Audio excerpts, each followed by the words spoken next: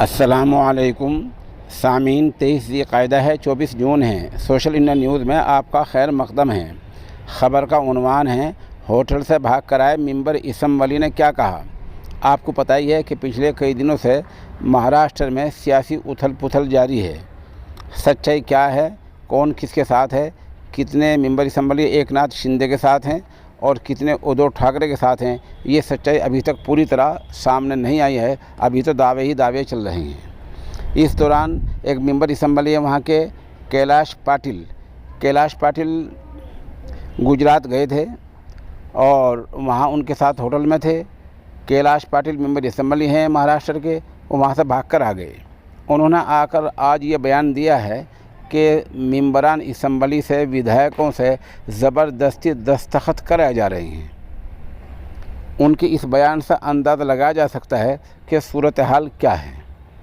उधर अभी तक जो एकनाथ शिंदे ने दावा किया है कि उनके पास 37 से ज़्यादा मेंबरान असम्बली शिवसेना के हैं और बाकी आज़ाद मेंबरान असम्बली हैं और कुल मिलाकर उनके साथ 50 विधायक हैं, 50 मेंबरान असम्बली हैं, इसलिए वो कानून की जद से बच सकते हैं। इधर यहाँ महाराष्ट्र सरकार ने यानी खुद उद्धव ठाकरे की सरकार ने एक ख़त लिखा है डिप्टी स्पीकर को कि जो 16 मेंबरान असम्बली मीटिंग में शामिल नहीं हुए थे उनको नाअहल करार दे दिया जाए। डिप्टी स्पीकर ने उनको नोटिस जारी किया है। अब देखना है कि वो जवाब क्या देते हैं। बहरहाल उधर शिंदे दावा कर रहे हैं, उधर उद्धव ठाकरे दावा कर रहे हैं कि कुछ नहीं बैठेगा, सूरत हाल ठीक हो जाएगी। अब देखना है कि ऊँट किस करवट बैठेगा। अभी ये दावा नहीं किया जा सकता पूरे तौर पर कि किसके साथ कितनी संख्या है, कितनी तादाद है। ये तो दरअसल उन मेंबरान असम्बली को मुंबई आना पड़ेगा और यहाँ आकर गवर्नर के सामने, स्पीकर के सामने फ्लोर टेस्ट करना होगा, अपनी हाज़िरी दर्ज करानी होगी और यहाँ आकर हल्फिया बयान देना होगा कि कौन किसके साथ है। किसी दूसरी रियासत के या कहीं भी होटल में बैठकर कोई बयान जारी कर देना या कोई लेटर लिख देना, इसकी सिरे से कोई कानूनी हैसियत नहीं है।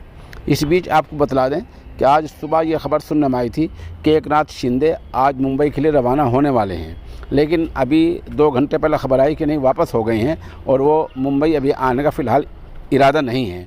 इससे भी अंदाज़ा लगा सकते हैं कि सूरत हाल क्या चल रही है।